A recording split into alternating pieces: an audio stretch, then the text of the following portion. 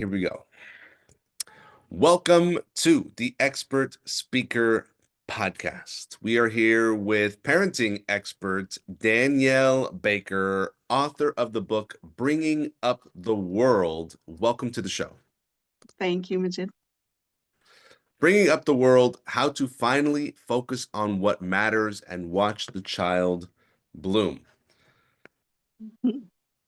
You're a parent of how many? I have two boys. They're grown now, but yeah, I'm a mother of two.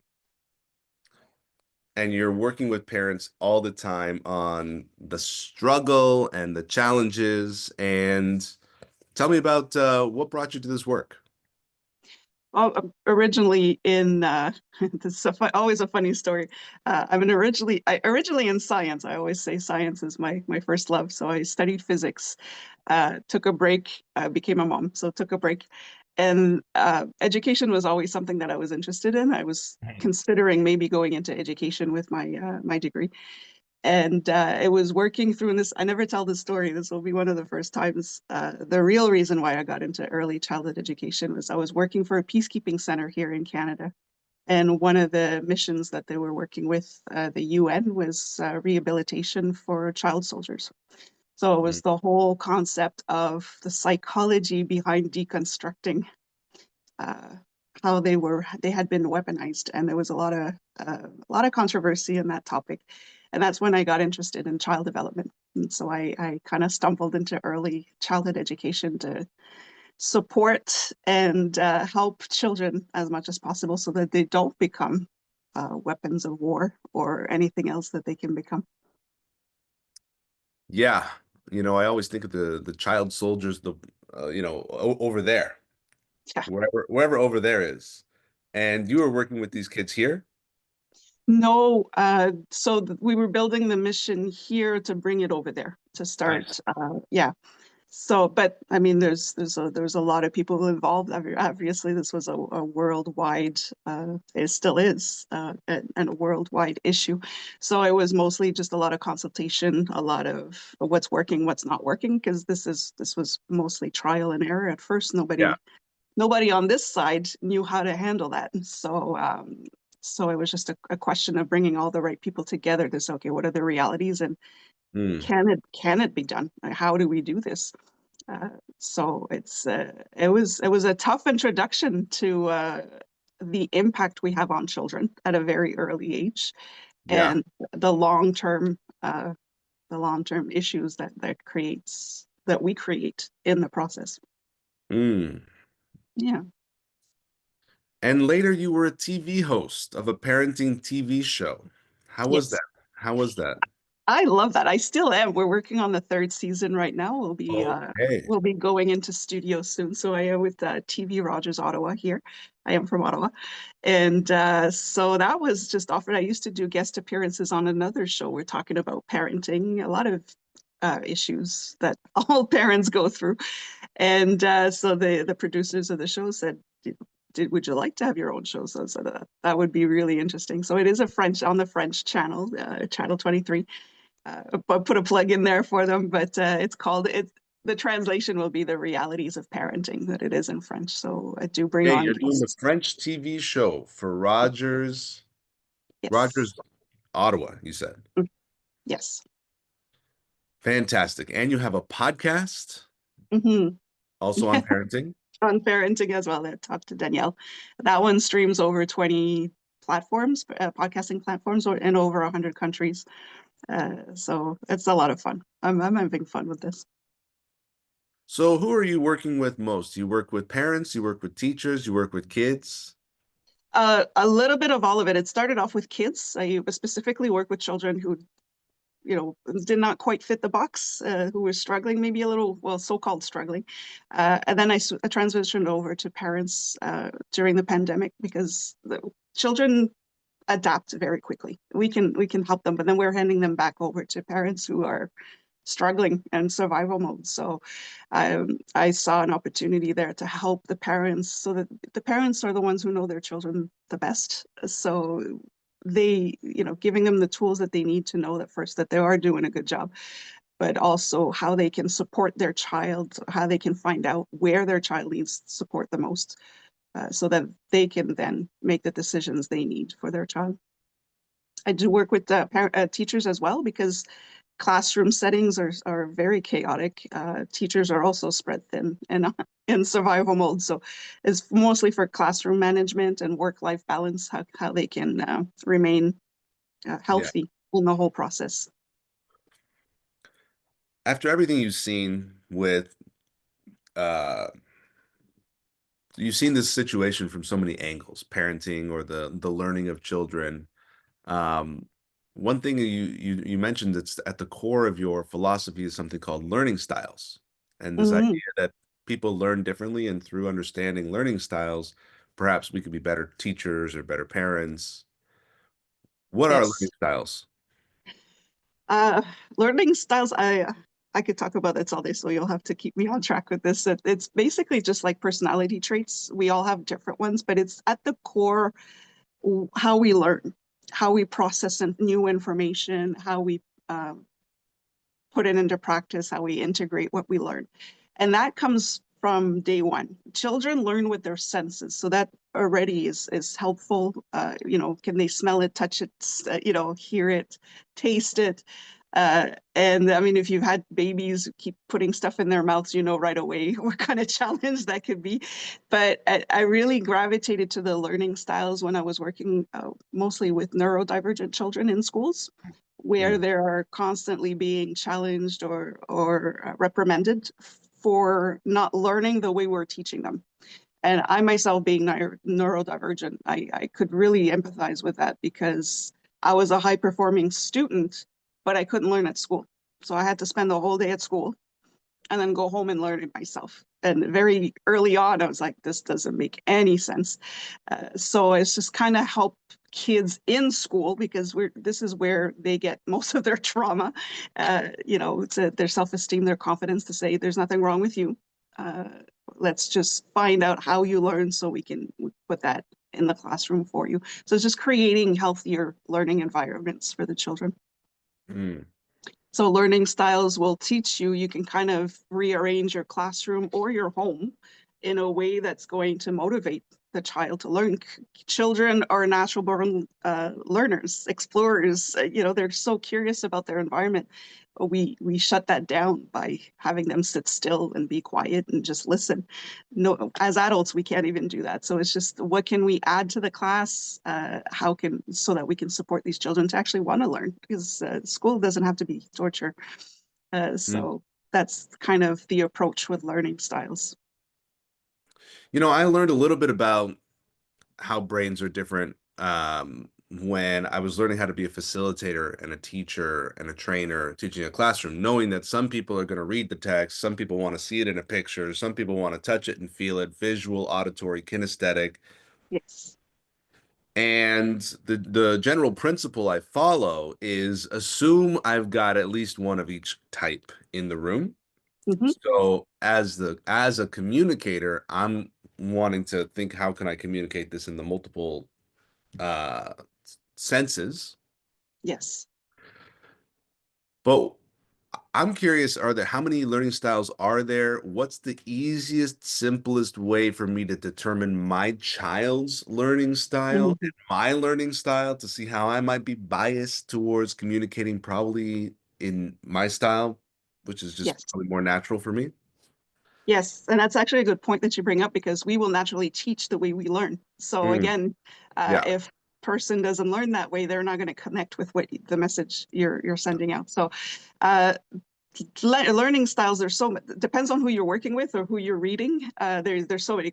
Some will say there's five, some of they will 8 or 13. I work with six because they show up pretty much in terms of children that kind of gets everybody. yeah. And we're not committed to one specific learning style. It's just like personality traits. You'll have some Oh, dominant interesting. ones. Yeah, you'll have some So you can dominant ones. So change. this is the mistake that people do when they say, well, incorporating learning styles into teaching doesn't work. That's because they're just so focused. You're kinesthetic. So but they could be also solitary. So yeah, they need to get their hands in it, but they don't want the background noise. They don't want the people talking. They don't. So you have to, it's tricky. And as you grow, you just like personality styles with your life experiences, that may change along the way. So you're absolutely right to assume everybody has at least one of them because we kind of all do. We're just dominant in some traits more than others. So, you know, I'm a visual learner at the core. And I'm kinesthetic. So I need to see it. And then that's why when we've met before, you see me taking notes. I could use the AI note taker, but if I don't see it, my brain doesn't absorb it. So I write it. So my brain takes a picture of the words I'm writing, and then I'm good. I'll remember. Which is the struggle I had in school is that, back in the day, it was just the teachers talking to the board, you taking notes. I was dying. So it's incorporating to say, okay, if somebody who moves right now in the next, that 5 minute segment that I just taught, was there any opportunity for them to move? And if you see your crowd, a lot of it's hard virtually, but when you're in person with your group, you're able to see how fidgety they get. You could kind of start seeing where they may have zoned out, so you can adjust quickly. But it's to say, okay, do I offer opportunities to maybe move around, stretch, stand up, do an exercise standing up instead of sitting down, doing it on the floor, instead of always being on those hard chairs. Uh, it's the same with children, and it doesn't disrupt the rest of the class because even what we would call neurotypical students are bored out of their minds in school or learning, or even adults, even worse for adults, I think. So, keep thinking, could I have a little bit of soft background music so that the auditory learners have some can I use my voice in a rhythm when I'm teaching so that there is kind of a beat, and you move or you dance with it so that the kinesthetics are moving, your auditory or singing or tapping or clapping, and then you build up from there. So you're not creating 8 or 6 different types of lessons for the same thing. You're just incorporating it, and everybody's enjoying it at the same time. Good. Yeah. Good. Yeah. It probably sounds overwhelming to try to say, okay, now you have to teach the 4 or 5 different ways, but it's just an No. awareness. It's really just an awareness. It Of, is. It's just the one way that accommodates everybody, even yourself as a facilitator or a teacher or even a parent. Um, it takes the load off. You're not putting out fires trying to catch everybody's attention. You're actually teaching, which is what we want to do. so tell me your vision for the world. Oh, If you could bippity boppity boop, wave a magic wand and transform parents to have the skills and the knowledge that you have and make the world a better place, what would it look like? I love this. I kind of mentioned that in my book as well. That's why it's called Bringing Up the World, because now every child will be in contact with somebody else from anywhere around the world. The world is our village now. So we are we are raising children that will be our future world leaders, not just an individual going to work, doing the 9 to 5. In one way or another, every decision that we make has an impact on the world. So for me, the magic wand is um, to move away from raising our children with what we need as parents, right? What we're expecting out of them. They are their own individual. And to also honor the fact that they will think their own way, and that it's not wrong just because it's different. So it's to open up our children's mind to saying just because it's different doesn't mean it's wrong. We need a lot of that lately, quite a lot.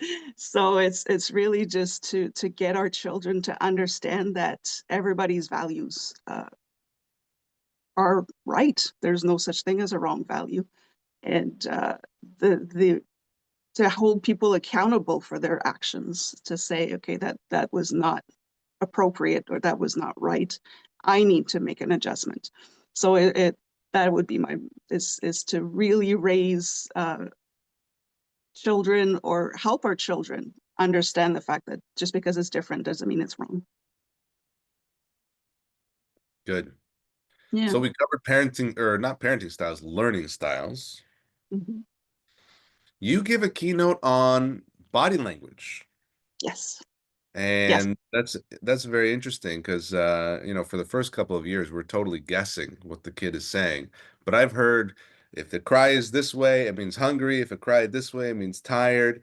And then body language.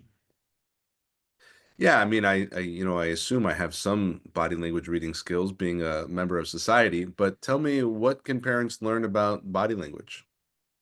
Uh, this is my favorite part. This is really what got me into early childhood development is children will speak 100 different languages, but only one of them is verbal. The 99 other languages are nonverbal. Mm. And as adults, we just think language is speaking, right? So if you have a nonverbal autistic child, you just assume that maybe they can't think or they don't understand what you're saying, but it's not because they're not speaking that they don't understand. There are so many different ways that children communicate with us from birth. So yes, you did cover the crying. That's mostly all they can do at this point. But any kind of cooing, even just eye contact, into the teen years, you get the eye rolls, you get the, those are all communications. But even with children that may have what I don't like to use the term behavioral issues. For me, those are symptoms of something else. But um, they will tell you way ahead of time that they're about to have a meltdown or that they're about to lose it. Uh, but because they're not saying it verbally, they we miss those cues, or we're too busy doing our own thing that we miss those cues. So in a daycare setting, let's say, because that's where I work the most, you could tell like half an hour, an hour earlier that the child is going to start biting or start throwing punches or start, you could tell. And it's to get adults to understand that this, uh, it's about to happen. So it's, as a parent, is every child communicates differently. So you will eventually get used to, okay, that kind of cry is because they're hungry. That kind of cry is because they need to change. Uh, they're scared. This is what they do. But then you get into the whining for children. Sometimes when they're whining, it's annoying to us. It triggers us as parents because we're not dealing with our stuff. But your child is telling you something's up, and if you're not addressing it, it's going to escalate. So Mm. it's very important to pick up on those cues. And unfortunately, there's no cookie cutter way. There's no one way of communicating. But and it's the same with just the way they play. It doesn't have to be the body itself, but the way they play. If they're playing with their blocks, and all of a sudden, they're starting, Yeah, they're getting a bit more aggressive, you yeah. should know then that within the next 20 minutes, those blocks are going to be flying all over the room. So it's just for you to kind of interact with your child before you get to that I see breakdown. it. Yeah. So there's language of emotion, there's the body language, there's, picking up and reading. And you said something in just 1 second that could probably be a whole semester of parenting, which is that they annoy you because you get triggered because you haven't dealt with your stuff. Yes. And I was in the parenting business for probably 7 years before I had this understanding that the annoyances that I'm feeling, the anger that I'm feeling, is not because my child is annoying or angering, but because something in me is triggered. And that's a It's whole, just that understanding of like, oh, there's something in me. And so what is the dealing with your stuff that parents could do so that they are less annoyed and less triggered by their perfect little angels? the one thing that can help, and it's not every parent who's ready to receive that message, because again, they're into their own stuff, is that children at a very young age are not out to get you. They're not acting up to manipulate you. They're not acting up to all of it. Yes, they need your attention, but they need something from you. They're telling you something's wrong, whatever that could be. So if we come in because we're triggered with our own, it's their behavior is going to trigger what we haven't been looking at for us, and we will react. We automatically get into react mode. And this happens when after everything is done, you're thinking, oh, I did not handle this properly, but you won't, some of us won't admit it. So it's to know that whatever triggered you is not what your child's intention was. Your child is telling you, I'm hurt, I'm hungry, I need comforting right now, I'm scared. They don't have the words. So your reaction is going to teach them to start manipulating you later on, right? So if your Uh, child is manipulative later on, is because you taught them how to do it. So that's a hard pill to swallow. But yeah, it's just, I always say this is kind of my tagline now is whatever we don't heal in ourselves will show up in our parenting because our children, we love them no matter what, right? If it's my partner who triggers me, I'll just tell him to, go where they need to go and, leave if I have to, but you're not going to do that to your child. So your child forces you to look at what you haven't healed inside of you, what you're not addressing. And so yeah, I have a whole episode on that in my podcast for parental triggers is if you're triggered by your child's behavior, you have to look inside and see, okay, what's that? What do I need to fix so that I don't pass that along to my child and continue the generational cycle? It's not easy. Parenting is not easy at all. We tend to use our children as the crutch so that we don't have to heal, but it's like inheritance. If you don't take care of it, if you don't end it with you, your child's picking that up. It's not for them to clean up our mess. So, yeah, if you're triggered by your child's behavior, you got to stop. It's not your child, it's you.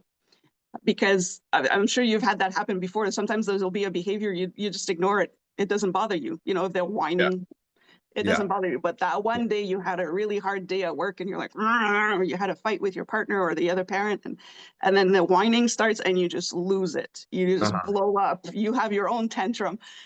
That's why it's not the child's behavior. It's you. There's something in you that triggered, and you need to address that so you're not gifting that to your child later on. Very good. Wise words indeed. Uh, well, you are the intentional parent's guide to learning styles, or this is the podcast episode about Yes. how kids learn and the intentional parent's guide to learning styles. I, for one, certainly want my children to learn. I want their brain to develop well. I want them to have all the emotional intelligence, the social intelligence, and it's a nice awareness that all the times that I feel triggered by them, Mhm. that it's an opportunity for me to be curious about what's going on in me. Yeah. I did hear something that really touched my heart. It's a bit of a spiritual thing. It says that the children that you have were sent to you so that you can heal the parts of yourself that you couldn't heal up until now by loving unconditionally this little thing that's yours. And that's a nice idea.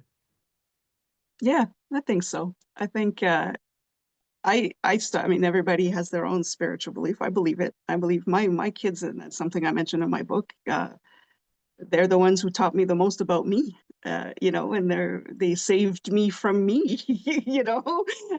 Because now I had these beautiful little human beings I had to take care of. They were dependent on me.